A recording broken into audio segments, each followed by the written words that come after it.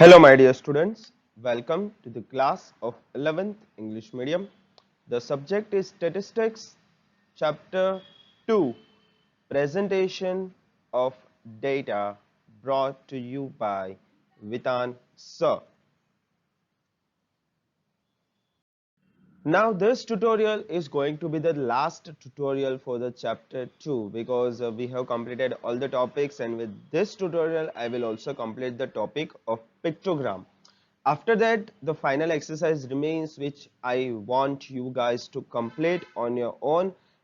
You can always refer to the 15 tutorials of this chapter containing different topics with in-depth solutions. Okay, so using those solutions you can complete the final exercise on your own. With if you have any doubts, you can always contact me.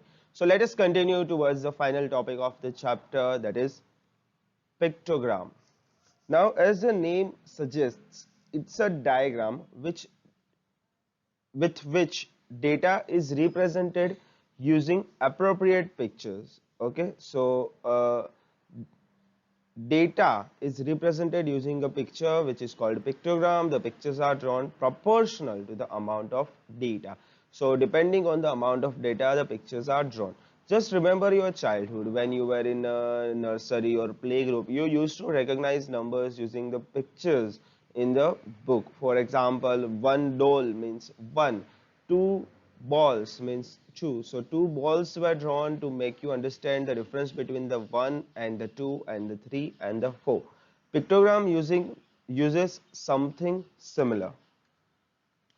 The pictures are selected with reference to the data. For example, you can say population can be represented using a human figure, crops by crop figures, fisheries by fish cartoons, etc. So the picture to be taken is not just a random picture. The picture which we are showing should be a connected picture with the data you are representing.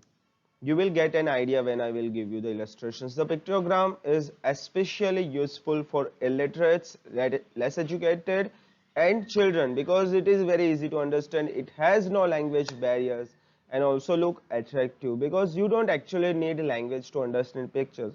By looking at a picture of a fish, you don't actually need to learn English to know it. You can just understand it in your own mother tongue because the fish is same in the all language. The only disadvantage of this is that it does not have a very much practical use in the higher studies of the statistics. So pictogram is basically a low level concept in statistics, so it is not that useful in the higher studies, but it is useful for presenting your data. Let us take an illustration to understand it better. Illustration 33. Information regarding population of 5 cities is given below. Present it by a pictogram. Okay, the city A, B, C, D, E with the populations is given. Now the first thing which we need to do with a pictogram is decide that which picture to take and what unit to take per picture, because we are going to show a number of pictures. Now we can't just take one population is equal to one picture. We will need to draw 90,000 pictures. So what I am going to do here, I am going to take one human figure as 10,000 population. Okay, getting my point here. The 10,000 population will be depicted using a one picture. You need to write down these units compulsory in all the sums. So for example, if I draw a table here, but before that I need to give the title, that pictogram showing population of different cities. Title is compulsory. Now the table will be city population, city A, B, C, D and E. Now remember that whenever you are drawing a pictogram, don't write the data. Whenever you are drawing the pictogram, don't write the data. You only have to show the pictures. You can't draw the data in the table itself. So one picture means 10,000 population. Now the population of city A is 20,000. So we will need two pictures to depict it. Okay, so if one picture is 10,000, the city A population has two pictures. B has 40,000 population, that means it will require 4 pictures. City C has 60,000, that means 6 pictures, and D with 8 different pictures. And the last E will need 9 pictures because the population is 90,000. So this is how you do a sum of pictogram by showing pictures corresponding to the data. But before that you need to give the title and the unit which you are going to show the picture with. Moving on to the next illustration. This is very well the last illustration of the chapter itself, illustration 34. The data regarding area under cultivation of various crops at farms of two villages is given below. Present it through a pictogram. Now the data is crop, cotton, groundnut, pulses. Area under cultivation is according to hectares of village A and village B. So village A hai, B data is given, we will have to show it. Likewise the cotton, groundnut and pulses are given. So for cotton we will show something like a cotton, groundnut, we will show a picture of groundnut here, and pulses means we will need to show some circular things. So what I am going to do, the one crop symbol I am going to take as 100 hectares. You know maximum data is in the hundreds, 400, 500, 300, 500, 300, 400, etc. So I am taking one crop symbol as a 100-hectare area under cultivation. And the title of this will be pictogram showing different crops and its area under cultivation. First I will draw the table, the crop, that will be cotton, groundnut and pulses. Then the area under cultivation for village A and village B. Now the cotton will be shown by cotton, and one cotton symbol depicts 100 hectares. So cotton for village A will be 400 hectares, so 4 cotton symbols, and for village B it is 500 hectares, so 5 cotton symbols. You might think they are clouds, but no, they are cotton. They are not clouds, they are cotton. Okay. Groundnuts. Village A will have 3 groundnuts. Okay, so no matter how you look at it, it is groundnut. They have different shape groundnut, but they are groundnuts. And for village B, again 5 groundnut pictures I will need to show. Then pulses. Okay, various colored pulses. They are not chocolates, they are pulses. And 3 pulse pictures, and for the village B 4 pulses pictures will be there. So you know how attractive it looks when you show it like this. Are you guys back to your childhood's playgroup and nursery? Just kidding. Let's move on to the exercise sums. This is the exercise 2.3 sum of pictogram. We have years 10, 11, 12, 13, 14, and the production of mangoes we have to show. So naturally one mango will be 50,000 kgs. Okay, one mango I will show using 50,000 kgs. This is what I have decided, because you know the kgs go up to as long as 2,50,000 kgs, and if I take any measure less than 50,000 kgs, I will have to draw too many pictures, which you know I am quite lazy at, and you might be too. So I am not going to take anything less. I am going to take 50,000 kgs. Pictogram showing production of mangoes in different years.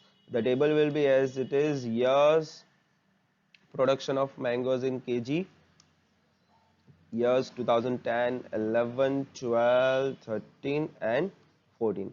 Now in the 2010 the total production is 1 lakh kg and one mango is 50,000 kg. So 2 mango I will show them. In 11 it is 1,50,000 kg, so naturally 3 mangoes I will show. In 12 2,50,000, so I will show 5 mangoes. In 13 it is again 1,50,000, and in 14 it is 75,000. That means one whole mango is 50,000 and next remaining amount is 25,000 kgs, which I will show using a half mango. Okay, so sometimes when the data is huge and still there is a value which does not fit properly into our units, we can cut them in half to show that it is not the full value, it is the half value. So even if one mango is 50,000 kg, half mango becomes 25,000 kg. So one full mango and one half mango will make it 75,000 kgs. So you can show them like this if you want.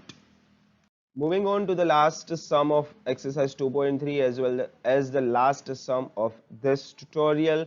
Details of production of electric bulb by two well-known companies. I don't know them.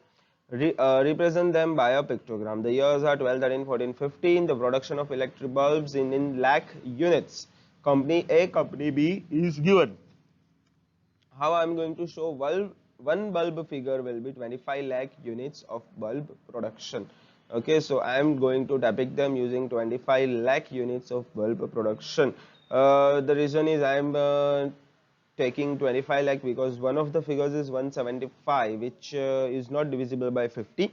Of course, you guys can take the unit as 50 and then show a half bulb where we have to show it as 175. Okay, 3 full bulbs and 1 half bulb for 175.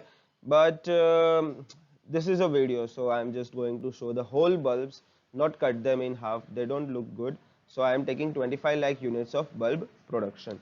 My title here will be pictogram showing bulb production of 2 companies. I don't know them, so not well known, in different years.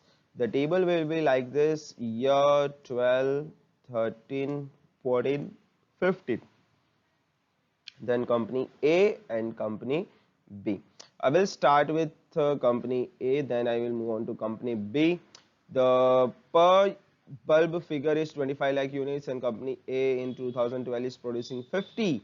So 2 bulbs needs to be shown there. Okay, this is a bulb, not a sun, this is a bulb.